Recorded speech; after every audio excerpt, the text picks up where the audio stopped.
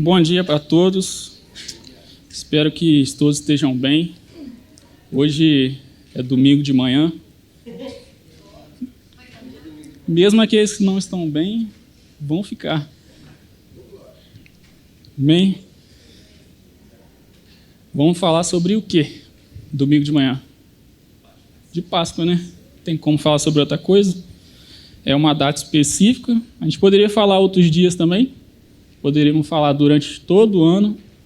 Mas a gente gosta de data, né? Gosta de focar em um momento. Então, hoje é o momento de falar sobre Páscoa. O que seria a Páscoa? Como que começou a Páscoa? Hein?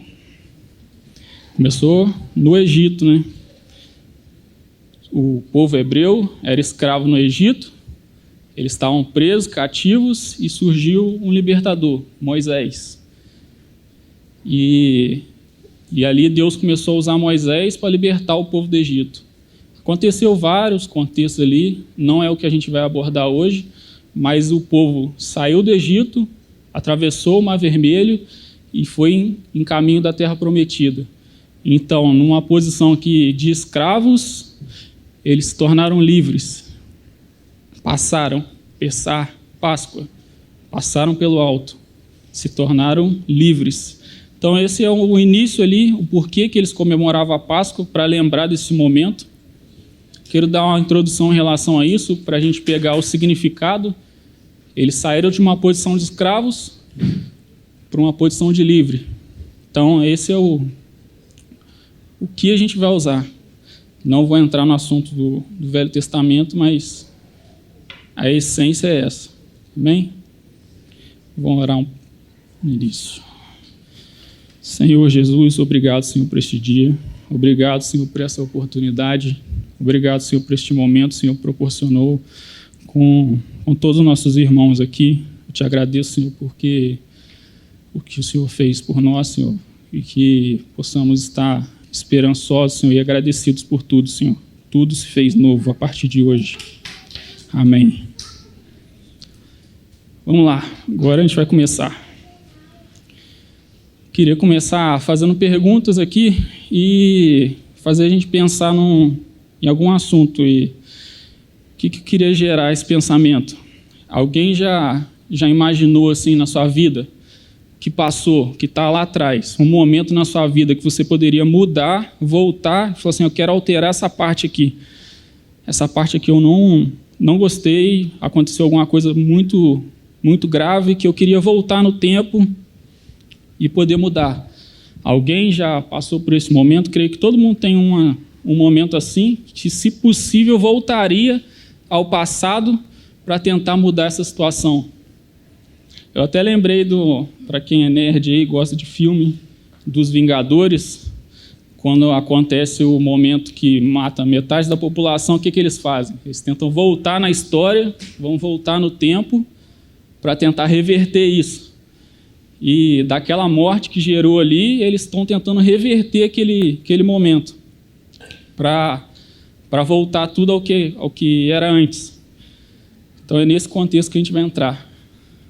A gente já sabe, a maioria já sabe o que eu estou falando, e houve um momento na história onde aparentemente saiu do destino correto. Foi desviado o caminho. E eu estou falando do início de Gênesis, do começo de tudo. A gente conhece um pouco sobre isso, que Deus criou os céus, a terra, criou tudo que a gente vê e colocou o homem ali naquela posição. Adão ficou numa posição de governo da criação. Deus incumbiu Adão para governar a criação. Ele tinha o papel de guardar e cuidar de toda a criação que Deus fez. E, além disso, Adão tinha um acesso acesso a Deus, ao próprio Cristo. Todos os dias eles tinham comunhão entre eles. Então eles eram conectados. Igual a gente vai no Conexão hoje para se encontrar, eles se encontravam todo dia. E eles ficavam ali unidos e tinha aquela comunhão no final da tarde. Só que aconteceu esse desvio de percurso, se foi um desvio, né? Não é para discutir isso hoje.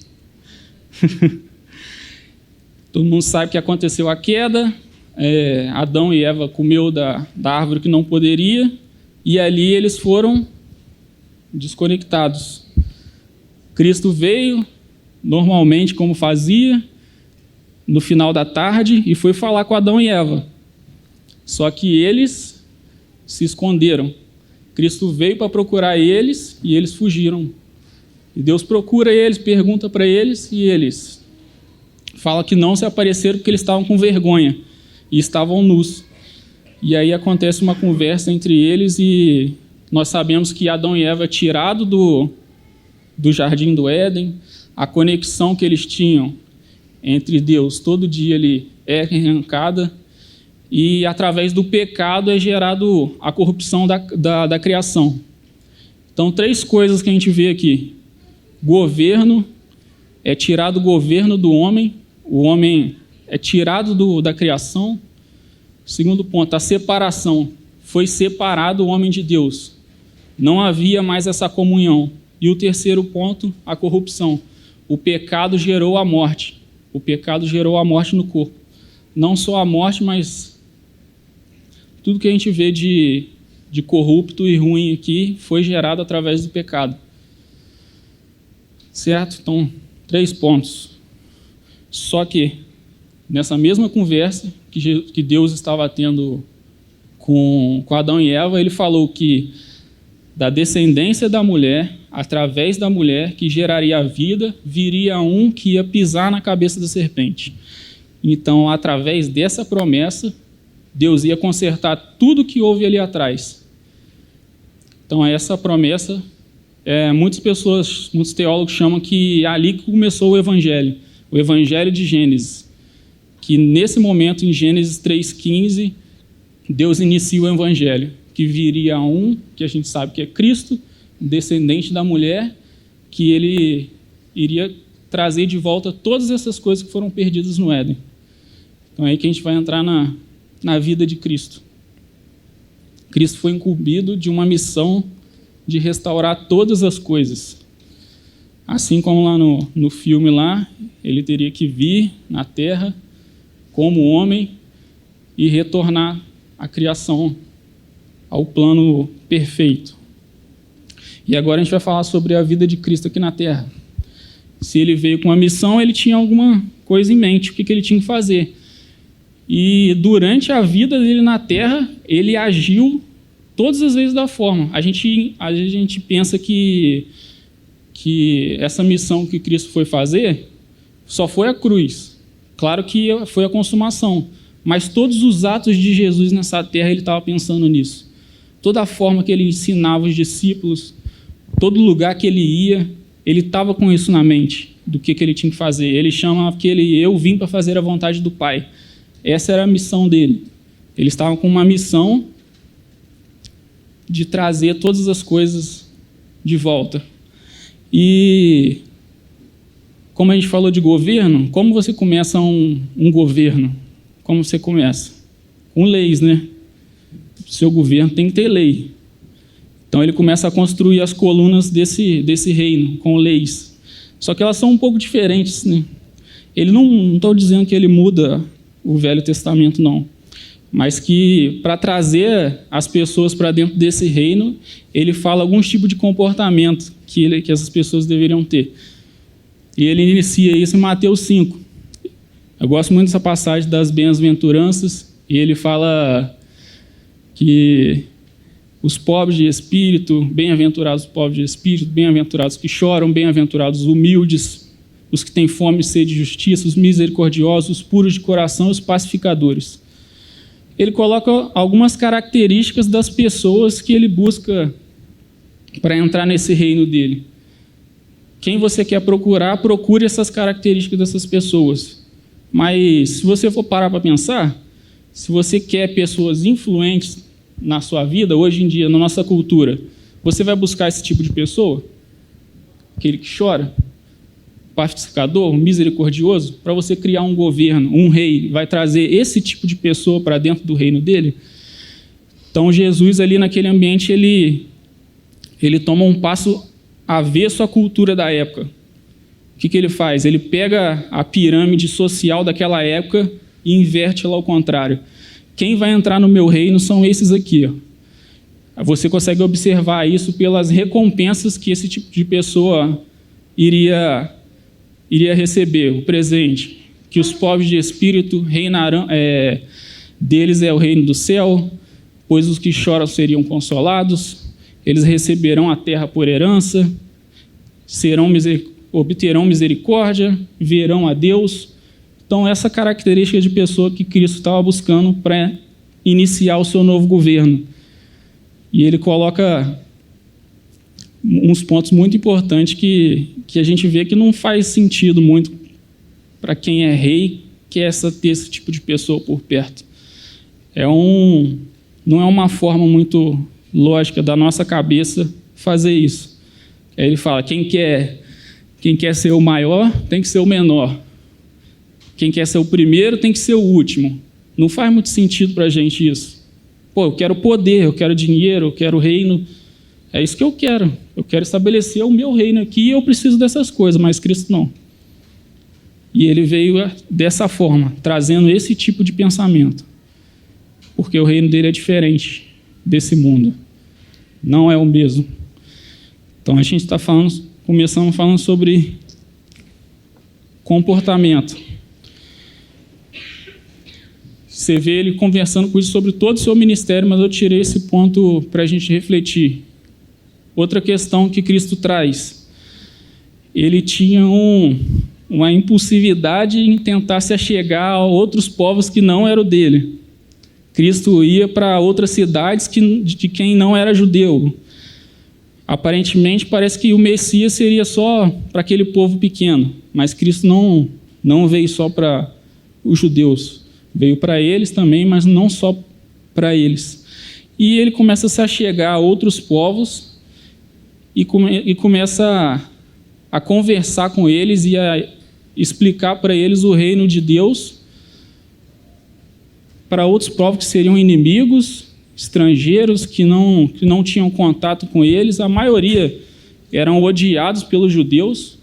E sempre quando eu lembro disso, eu lembro da passagem da mulher samaritana. Quem não lembra, Jesus está numa região chamada Judeia. Vou passar para a gente aqui. Vamos supor que Jesus está em Volta Redonda, com os discípulos em Volta Redonda, só que o que ele está fazendo ali já está criando um alvoroço. E ele precisa sair. Só que ele tem que passar por Barra Mansa. Ele quer chegar a Resende, mas ele tem que passar por Barra Mansa. Os judeus não passavam por Barra Mansa, porque Barra Mansa era a cidade dos inimigos. Então eu tenho que dar a volta. Não vou passar por Barra Mansa, porque esses malucos lá são doidos, vão me matar. E eu quero matar eles também. Então não vão passar por lá, não. Aí, o trajeto normal era dar a volta. Todos os judeus faziam isso para chegar a Galileia, que era na parte de cima. Só que Jesus fala, não, a gente vai passar por Samaria, que Barra Mansa. A gente vai lá. Aí os discípulos, não, Jesus, não vamos não. Esse caminho é o caminho errado, a gente vai encontrar com os samaritanos. Mas Jesus, não, hoje a gente vai por lá. Aí eles vão, trajeto, era até muito mais perto, mas essa inimizade entre eles faziam isso, e Jesus se achega num poço que é longe da cidade, e os discípulos entram na cidade e Jesus fica sentado no poço, esperando.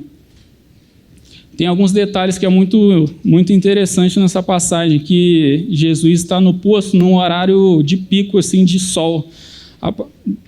Devia ser meio-dia, onde o sol está bem em cima e está torando. E aparentemente veio uma mulher de longe, carregando o balde de água, e ela se achega ao poço e Jesus começa a conversar com ela. Ele pede água para ela, para pegar no poço, e ela já demonstra toda a comunhão que eles tinham ali naquele momento. Ela fala, você, judeu, pedindo água para mim, uma mulher samaritana, você seria manchado, porque eu sou impura. Os judeus criam que os samaritanos eram perversos e os judeus eram santinhos, vamos dizer assim. E tinham essa divergência aí. Aí Jesus, só que Cristo quer quebrar essa inimizade entre eles. Cristo quer unir todo mundo de novo. E é o que Cristo traz. É interessante que Cristo começa a abordar alguns pontos que geravam separação entre eles. Ela pergunta, mas vocês judeus adoram no templo e nós adoramos no monte. Já era um ponto de separação. É o que a gente vê também hoje nas igrejas, né? Você batiza dessa forma, a gente batiza da outra. A gente dá o dízimo desse jeito, outro dá o dízimo da outra forma. Todas essas coisas pequenas. E Cristo não. Cristo fala dessa forma.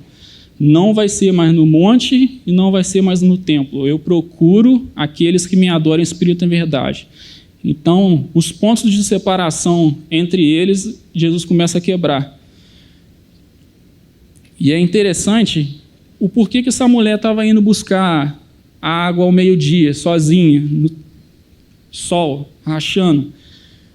Por quê? Porque ela era excluída.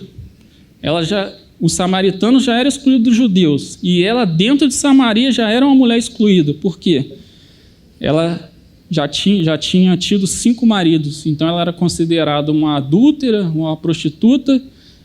Então, Cristo se achega a uma mulher adúltera, prostituta e samaritana.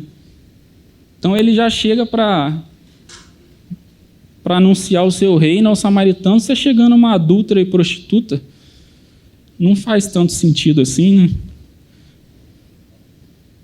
Se você pensar, não faz tanto sentido ele chegar dessa forma. Ele teria que ir ao rei de Samaria, se chegar alguém importante.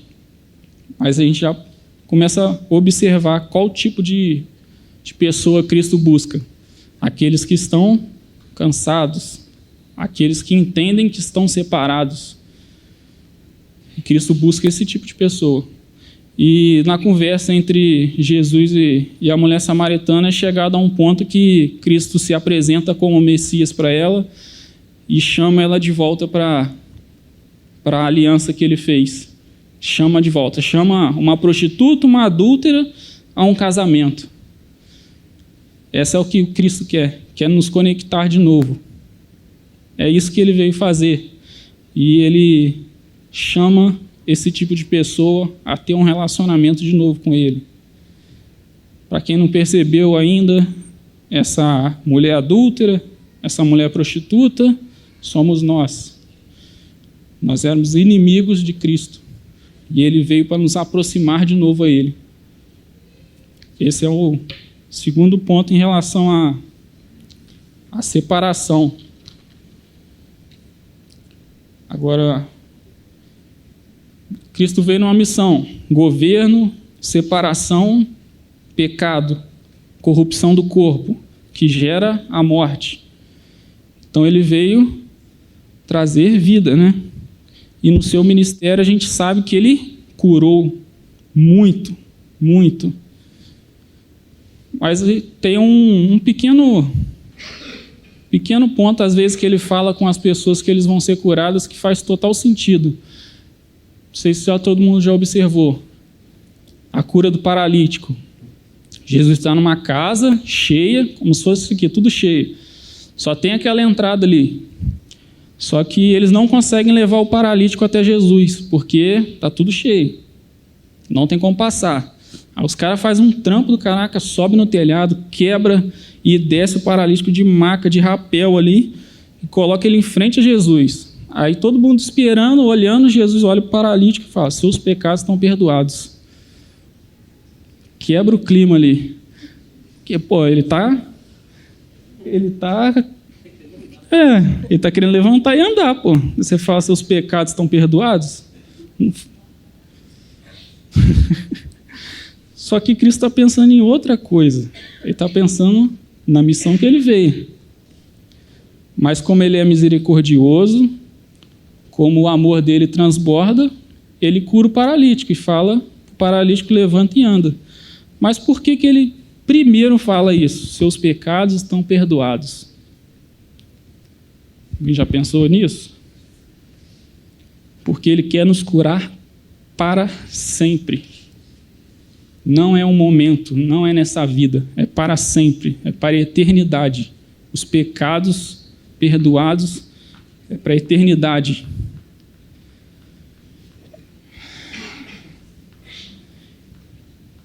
Ele cura o paralítico, ele cura muitas pessoas para demonstrar o seu amor, mas ele quer nos curar para sempre. Porque aquele paralítico que levantou e começou a andar, daqui a um tempo, talvez ele teve outro tipo de doença.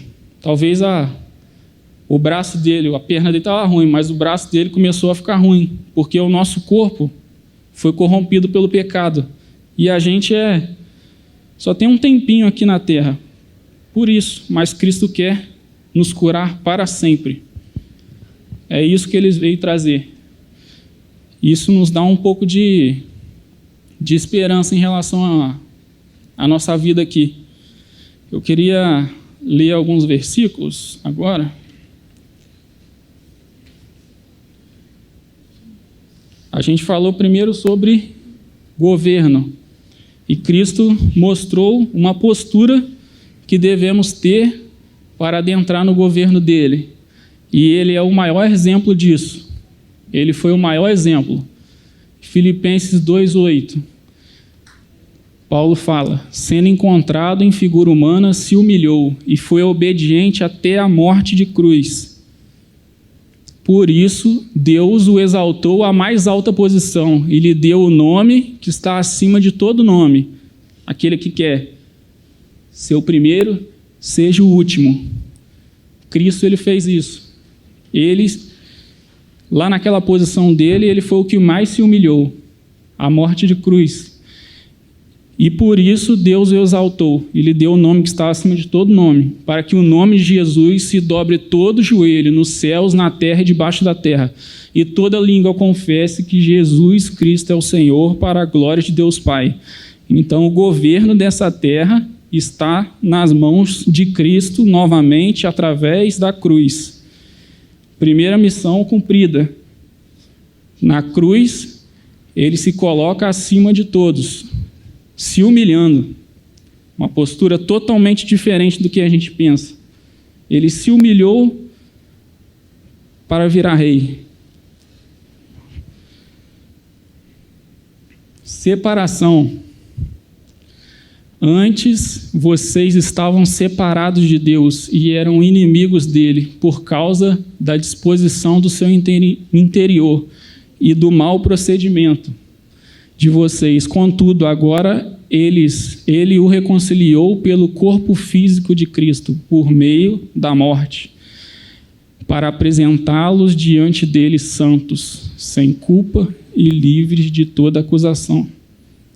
Então, através do corpo de Cristo, nós éramos inimigos, estrangeiros, adúlteros, somos levados à prostituição, somos trazidos de volta a Ele, através do seu corpo. Separação. Agora, corrupção. 1 Coríntios 15. Mas, de fato, Cristo ressuscitou dentre os mortos, sendo ele as primícias do que dormem, visto que a morte veio por meio de um só homem, pois da mesma forma como em Adão todos morrem, em Cristo todos são vivificados.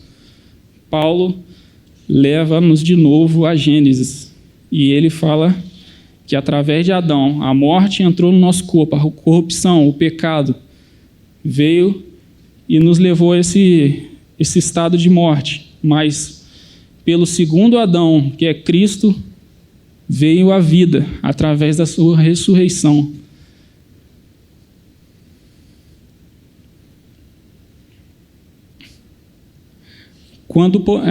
No mesmo texto de que Paulo está falando, em Coríntios: quando, porém, o que é corruptível se revestirá de incorruptibilidade, e o que é mortal de imortabilidade. Então se cumprirá a palavra que está escrita: a morte foi tragada pela vitória. Onde está, ó morte, a tua vitória? Cristo ressuscitou. Se ele ressuscitou, nós também ressuscitaremos. Isso é certo.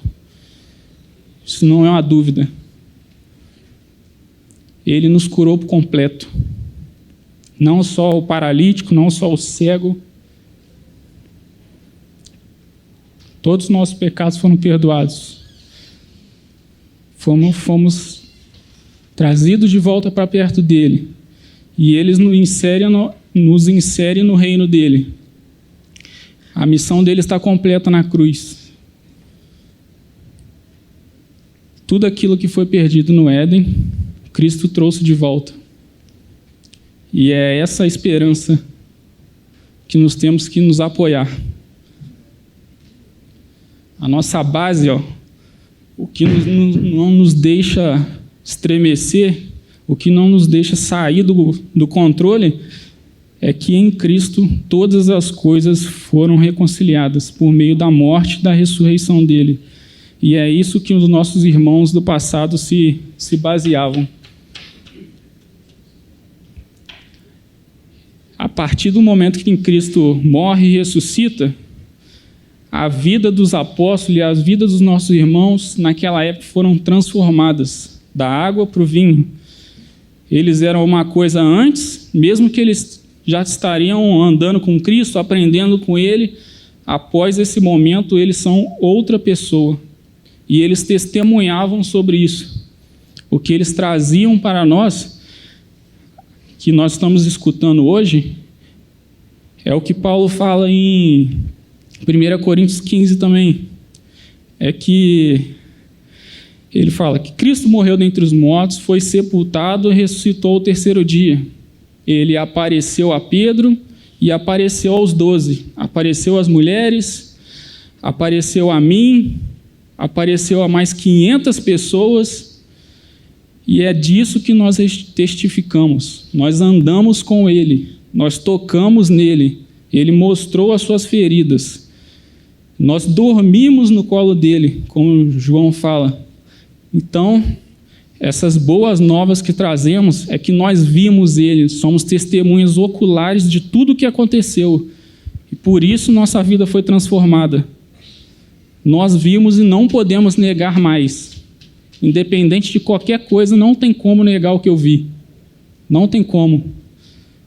Se possível, eu dou a minha vida por aquele que doou a vida dele por mim. Mas eu não vou negar o que eu vi.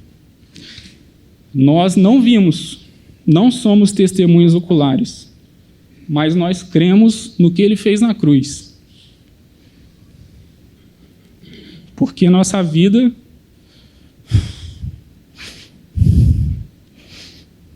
não queria.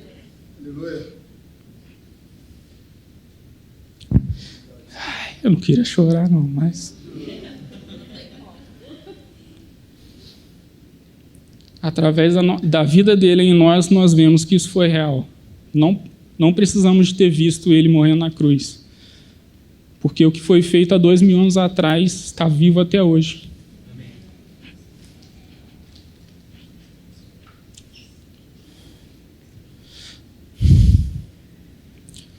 Todo momento de dor na nossa vida é passageiro.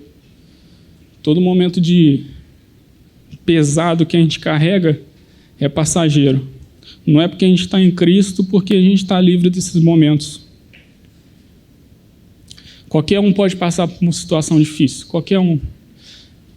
Mas quem está em Cristo, há esperança. A dor é curta, é por pouco tempo. Assim como Cristo morreu e depois de 3 dias ele ressuscitou, 3 dias é pouco tempo.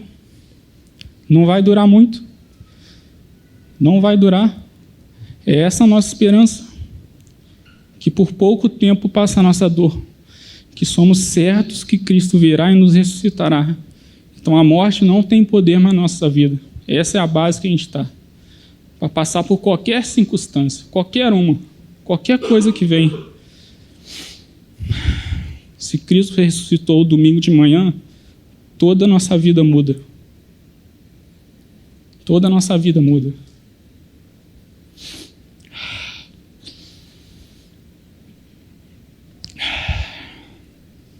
E assim é o significado da Páscoa.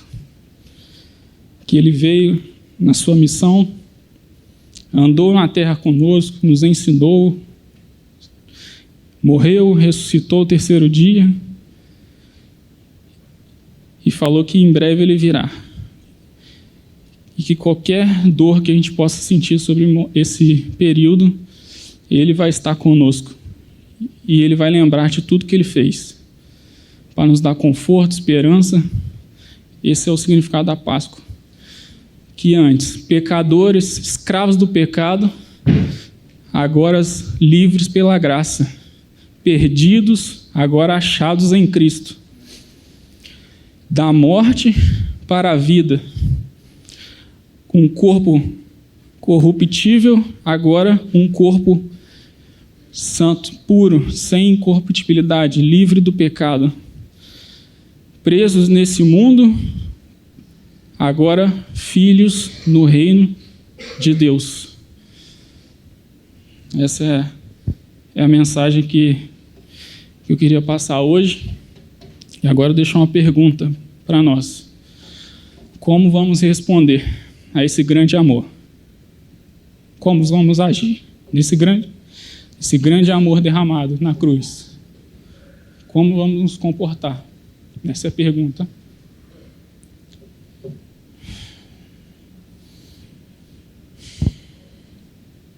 Muito obrigado. Possamos ir para casa agora. A gente pode sorrir, estar em família, sentar na mesa, assim como ele nos ensinou, e estar em comunhão um com o outro. E podemos pensar no que ele fez e no que ele ainda vai terminar, na sua obra, que ainda vai terminar. Obrigado. Bom domingo a todos. Tchau.